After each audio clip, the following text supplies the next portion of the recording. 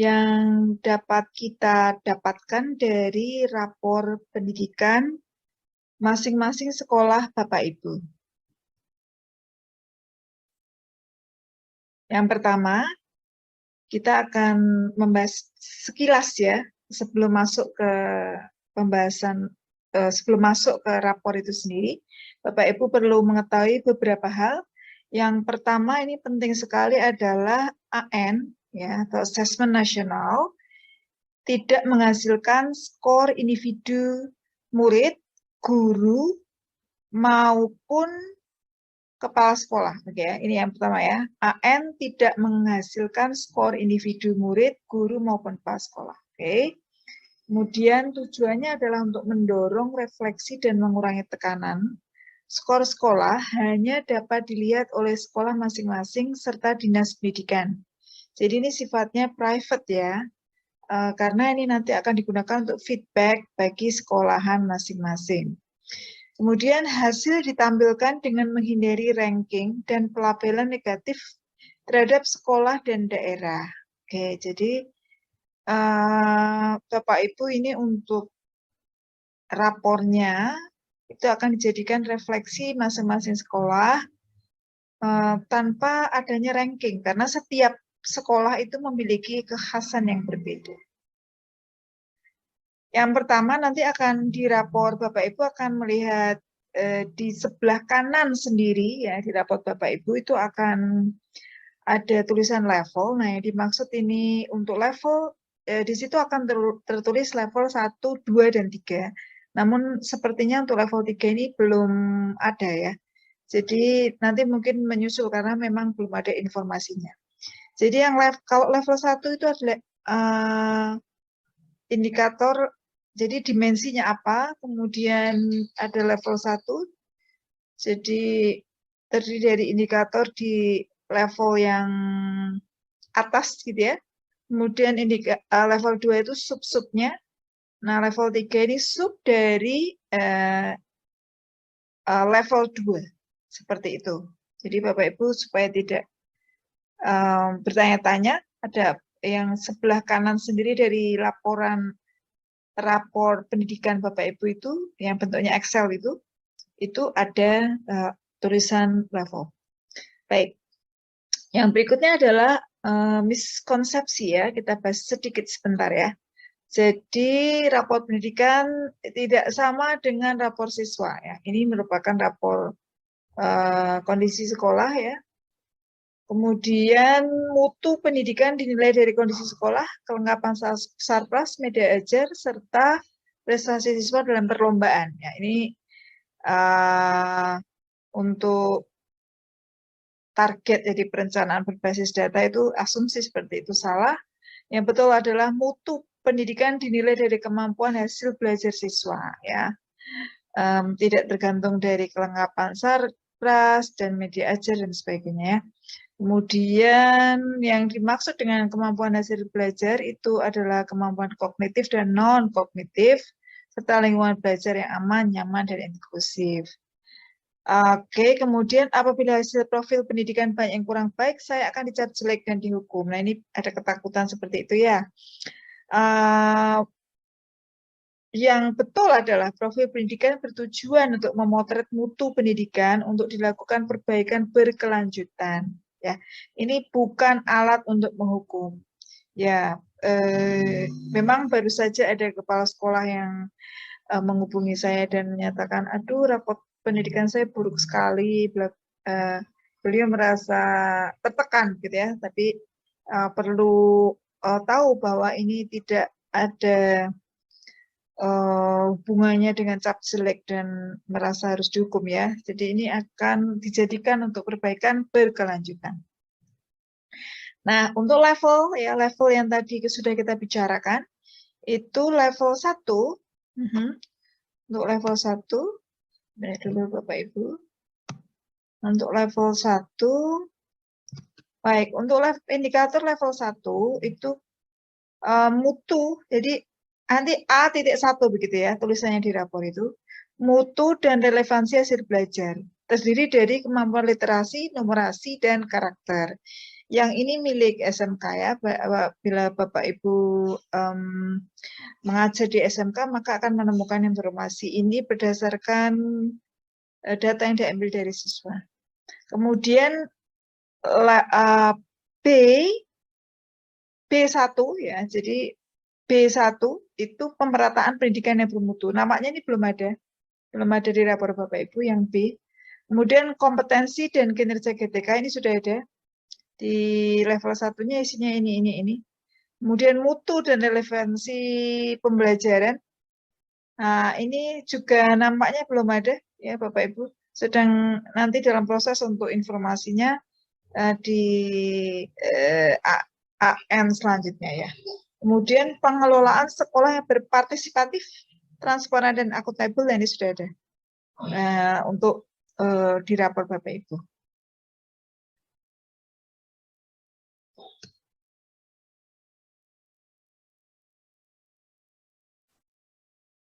Hasil AKM pada AN memetakan kompetensi murid ke dalam 4 tingkat. Nanti di rapor Bapak Ibu itu ada 4 tingkat untuk kompetensi literasi membaca, perlu intervensi khusus, di mana di sini disebutkan murid belum mampu menemukan dan mengambil informasi eksplisit yang ada dalam teks ataupun membuat interpretasi sederhana.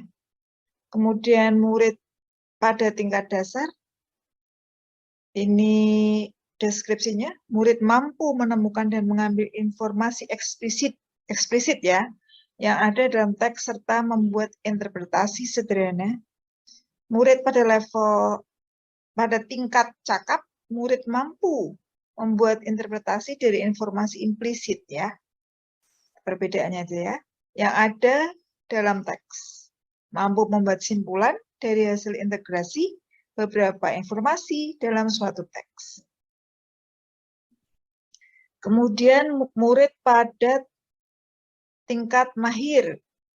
Murid mampu mengintegrasikan beberapa informasi lintas teks, mengevaluasi isi, kualitas, cara penulisan suatu teks, dan bersikap reflektif terhadap isi teks. Itu untuk literasi. Sekarang untuk numerasi juga ada 4 tingkat. Sama, perlu intervensi khusus. Murid hanya memiliki pengetahuan matematika yang terbatas. Ya. Pengetahuan konsepnya parsial, serta keterampilan komputasinya terbatas. Lalu tingkat dasar, murid memiliki keterampilan dasar matematika, komputasinya juga dasar ya. Kemudian terkait geometri, statistika juga kompetensinya masih pada konsep dasar. Oke. Kemudian tingkat cakap, murid mampu mengaplikasikan pengetahuan matematika yang dimiliki dalam konteks yang lebih beragam. Murid dikatakan mahir ketika mampu bernalar untuk menyelesaikan masalah kompleks serta non-rutin berdasarkan konsep matematika yang dimilikinya. Baik, nanti Bapak Ibu akan menemukan tingkat kompetensi ya, yang 4 itu. Ini contoh ya, ini contoh itu misalnya prosentasenya ya, tingkat mahir misalnya prosentasenya ada 10%, 15%. Oke ya, ini contohnya. Kemudian ada yang perlu intervensi khusus, sekian persen ya. Nah, Bapak Ibu nanti ini akan, misalnya untuk kondisi ini akan diberi bobot oleh sistem dan keluarlah indeksnya ini. Nah, karena skalanya 1 sampai 3, maka dikatakan itu setelah mencapai kompetensi minimum, jika nilai indeksnya itu lebih besar atau sama dengan 1,8 ya. Dari skala 1 sampai 3, ketika indeksnya lebih dari 1,8, nanti Bapak Ibu akan lihat di mana itu, di rapornya. nanti akan disebutkan apa ini sudah mencapai kompetensi minimum atau belum. Nah, ini 1.55 berarti dia belum mencapai kompetensi minimum ya secara keseluruhan dari sekolahnya ini. Oke. Baik, Bapak Ibu, itu kemudian yang terakhir ini ya. Jadi nanti di rapor Bapak Ibu juga ada perbandingan dengan satuan pendidikan serupa. Jadi ada satu kolom yang didedikasikan untuk membandingkan sekolah Bapak Ibu dengan satuan pendidikan yang serupa. Nah, wilayah serupa, jadi ini perbandingan dengan satuan pendidikan serupa, wilayah serupa merupakan upaya membandingkan yang lebih objektif. Serupanya di sini ditinjau dari kondisi akses satuan pendidikan dan sosial ekonomi murid. Baik, mari kita lihat contoh rapor dan cara membacanya.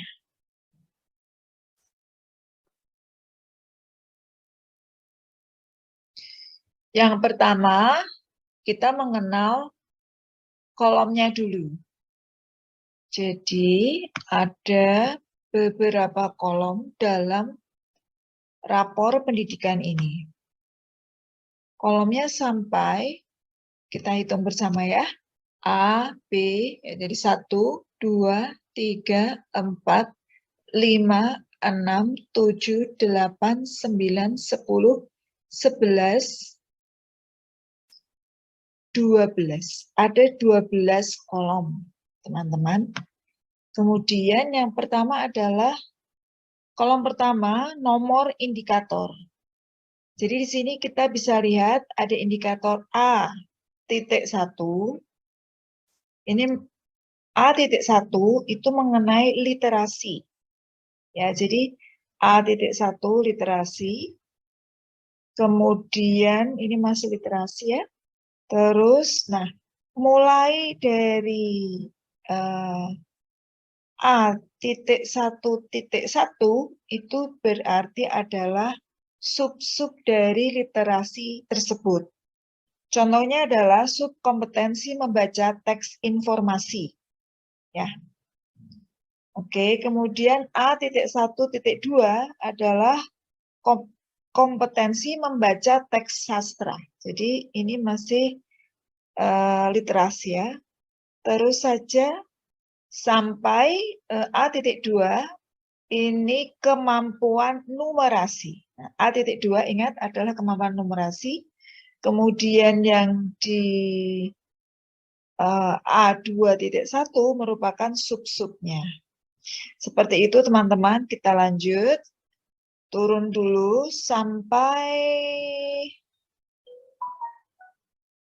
C ya. Jadi B tidak ada, melompat C. B tidak ada teman-teman. Jadi melompat C. C itu mengenai tenaga pendidik ya. Tenaga pendidik. Di sini ada C. Maaf naik lagi nih ya. Semoga teman-teman tidak pusing ini ya. Jadi C1, C2, pokoknya C ini mengenai tenaga pendidik. Nanti subnya adalah C2.1. Apakah guru itu termasuk, apakah di sekolah itu ada guru penggeraknya dan berapa persen itu ada di sub dari C2. Nah, kita lanjut ya untuk sub-subnya. Pokoknya 2 digit ya, huruf kemudian di belakangnya ada 2 digit itu merupakan sub. Baik, sekarang kita menuju ke C3. Oke. Ini sudah menyangkut guru dan tenaga kependidikan ya. Jadi C3. Kemudian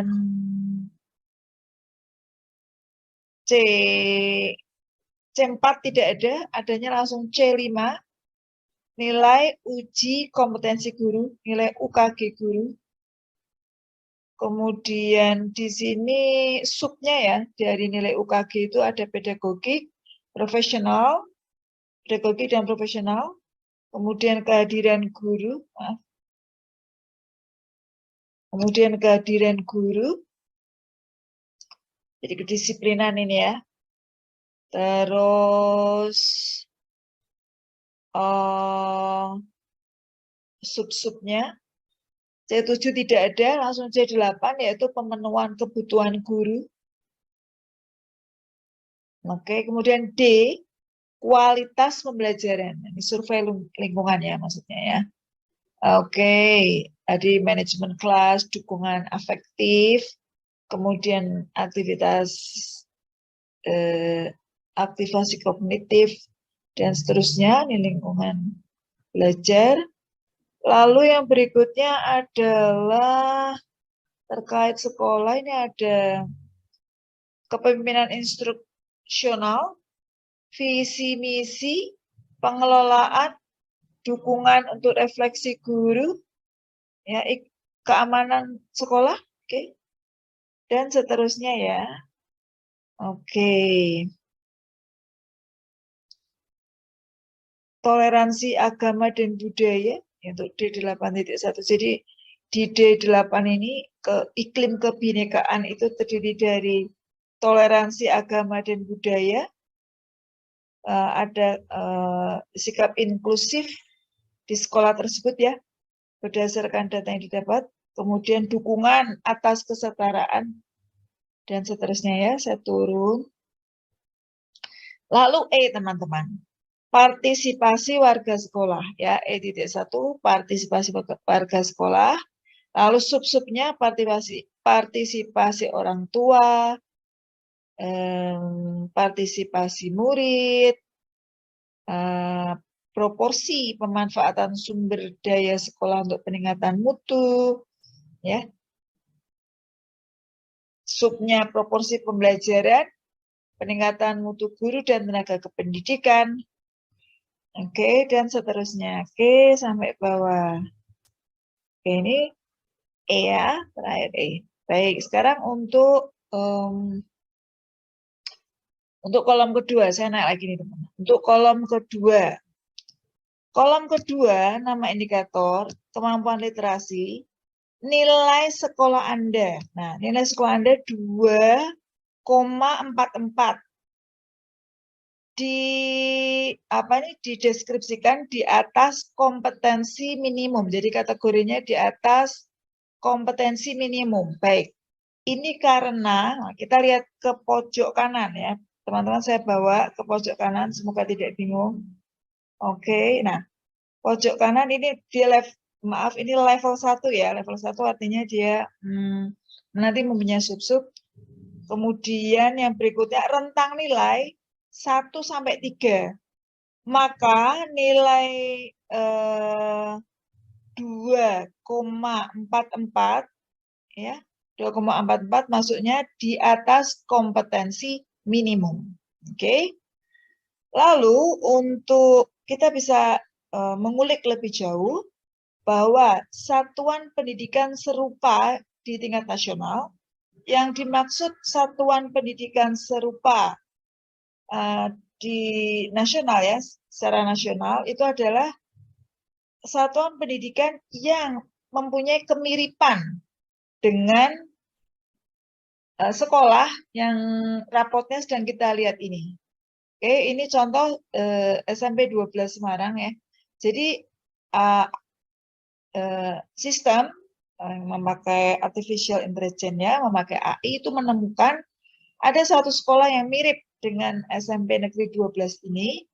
Entah itu mirip, jadi kemiripannya bisa ditinjau dari berbagai hal, misalnya sarpras, siswa, latar belakang sosial siswa, GTK, apalagi ya, kondisi geografis dan sebagainya. Nah, itu sekolah yang mirip dengan SMP yang sedang kita lihat rapot pendidikannya ini mendapatkan nilai 1,7, berarti lebih tinggi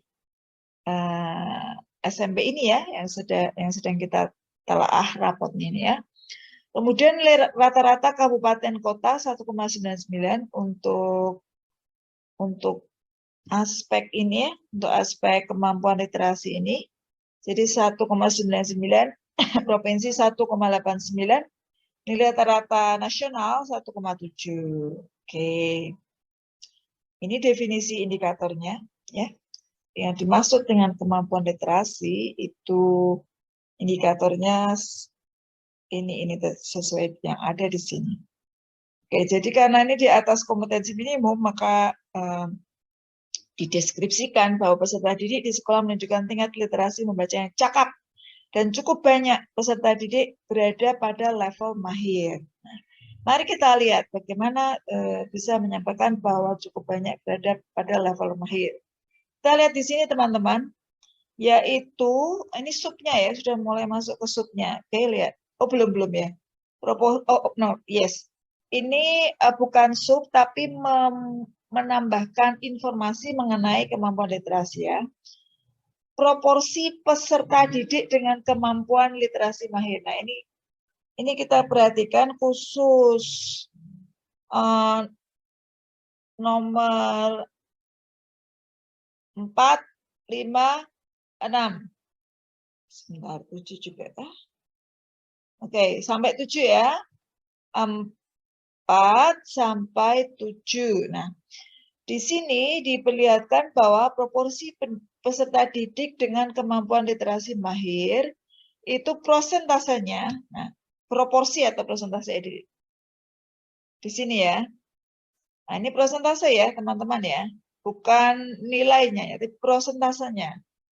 Itu ada 48,89% dari jumlah keseluruhan siswa di SMP ini.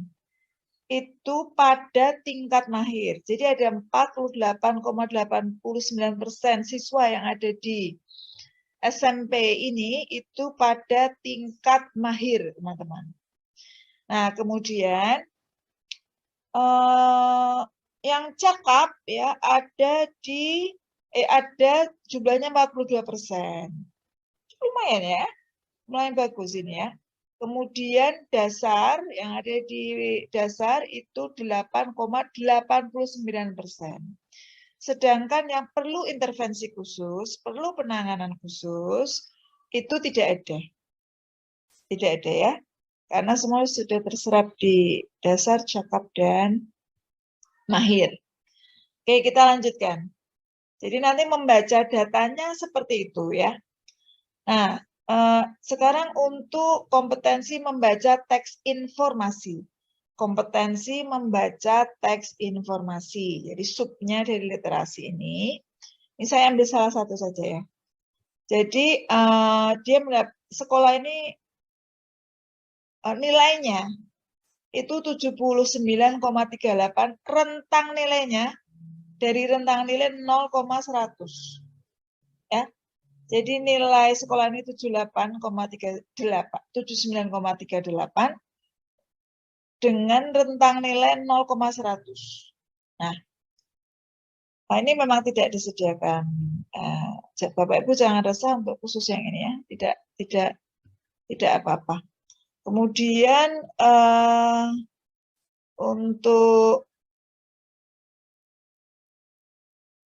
untuk sekolah yang mirip ya dengan sekolah dengan satuan pendidikan ini nilainya 56,1, jauh ya. Ini 79,38. Sementara sekolah yang mirip ya, mirip seperti sekolah SMP 12 ini mendapat nilai 56,1 untuk kompetensi A.1.1. Kemudian kota ya, kota atau kabupaten, provinsi, nasional. Jadi teman-teman bisa melihat atau Bapak Ibu guru bisa melihat bahwa sekolah ini nilainya jauh di atas sekolah yang mirip maupun nasional, oke, atau bahkan provinsi dan kabupatennya. Oke, baik. Sekarang kita lanjutkan. Jadi sudah tahu cara membacanya ya teman-teman ya. Oke, sekarang kita lanjut ke yang lain. Kita lanjut ke kalau yang seperti tadi sudah saya bacakan itu, teman-teman sudah tahu caranya membaca datanya ya. Oke. Baik. Kita ambil lagi yang numerasi, oke? Kemampuan numerasi, ya. Kemampuan numerasi A.2. Nilai sekolah ini dengan rentang 1 sampai 3 nilainya 2,07. Oke, nilainya 2,07. Nah, sudah mencapai ya, mencapai. Oke, mencapai. Sekolah yang mirip hanya nilainya 1,66. Kabupaten kota, provinsi, nasional. Oke, kita bandingkan dengan sekolah ini yang cukup tinggi ya. Oke. Lalu kita lihat untuk proporsinya, yang mahir untuk kemampuan numerasi ini, ya, yang termasuk mahir, itu hanya 20%. Lalu yang cakap ada 53%. Cakap ya, lumayan, oke. Lalu 53% dari jumlah siswa ya. Lalu proporsi peserta didik dengan kemampuan dasar ada 20,67%. Berarti ini kurvanya kurva normal ya. Oke. Kita lanjutkan untuk yang perlu intervensi khusus 0%. Oke. Baik, sekarang kita lanjutkan ke ini ya, sikap mungkin ya. Oke. Ke sikap. Atau ini dulu teman-teman ya. Oke, sikap enggak apa-apa. Oke. Sikap kita lihat ya untuk yang utamanya karakter, oke ya. Survei karakter ya. Untuk karakter itu nilai dari sekolah ini 2,74 dengan rentang 1 sampai 3 ya. Berarti cukup tinggi, oke. Sekolah yang mirip 2,12, kabupaten kota 2,29, provinsi 2,15. Lalu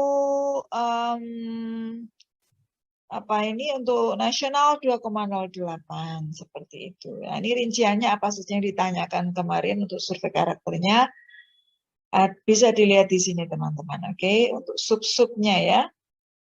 Oke, sekarang kita lihat untuk guru ya, GTK ya, guru dan tenaga kependidikan. Proporsi GTK bersertifikat 83,78% dari sekolah ini sudah bersertifikat. Kita lihat ya. Oke. Rentangnya 0 sampai 100% ya, 83. Cukup tinggi ya. Sedangkan sekolah yang mirip itu ditemukan 35,54, kabupaten kota 47%, provinsi 53, nasional 36. Oke, karena nasional, provinsi, dan kabupaten kota ini kan datanya dari banyak sekolah ya yang bervariasi sehingga ditemukan data-data ini. Oke. Sekarang kita lanjut untuk proporsi GTK penggerak. Oke. GTK penggerak ini indikator belum relevan, artinya ini kalau dari data ini didapati bahwa jumlah GTK yang masuk ke dalam program guru penggerak dibagi total guru ya. Misalnya ada 2 saja dari 48 misalnya ya. Maka memang prosentasenya kecil sekali ya. Dan ini terlihat ya prosentasenya kecil. Bahkan untuk ini GTK ya. Ini totalnya berarti ya. Ya berarti ini memang masih kecil ya. Memang masih kecil. Kemudian kalau ini hanya guru saja. Nah, kalau guru saja coba kita lihat. Oke, ternyata juga belum ya.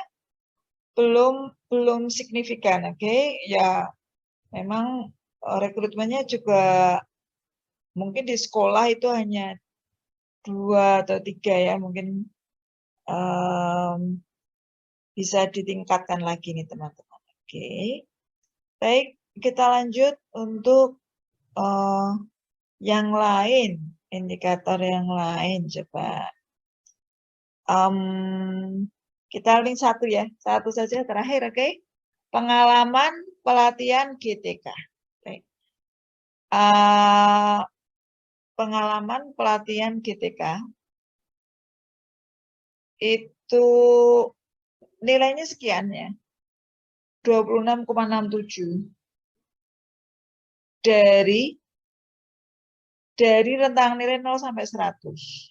Jadi ini dianggap berkembang ya. Oke. Jadi ini indikatornya adalah nilai guru yang pernah mengikuti pelatihan pengetahuan bidang studi, pedagogi, manajerial, atau pelatihan lain dikali bobot masing-masing pelatihan. Ngitungnya begitu. Oke. Baik, ngitungnya begitu teman-teman. Oke. Jadi nanti kalau pas ngisi, jujur saja nanti akan didapatkan nilai sehingga bisa dipakai untuk refleksi ya. Kita analisis, kita refleksi. Oke, ini ada yang menarik ini ya. Nilai UKG, nilai UKG ya. 61,97 dari rentang 0 sampai 100. Oke, masuknya ke baik ya. Karena di sekolah yang mirip hanya 43,02, kota kabupaten 53, provinsi 52, nasional 44. Jadi ya masih lebih tinggi yang sekolah yang rapotnya sedang kita diskusikan. Baik teman-teman, itu tadi sekilas mengenai cara membaca rapot pendidikan. Mungkin nanti kita akan bahas selanjutnya untuk bagaimana tindak lanjut dari hasil analisis ya. Jadi kita analisis lalu kita tindak lanjuti sesuai dengan hasil analisis tersebut. Oke, selamat berkarya untuk kemajuan pendidikan Indonesia. Wassalamualaikum warahmatullahi wabarakatuh.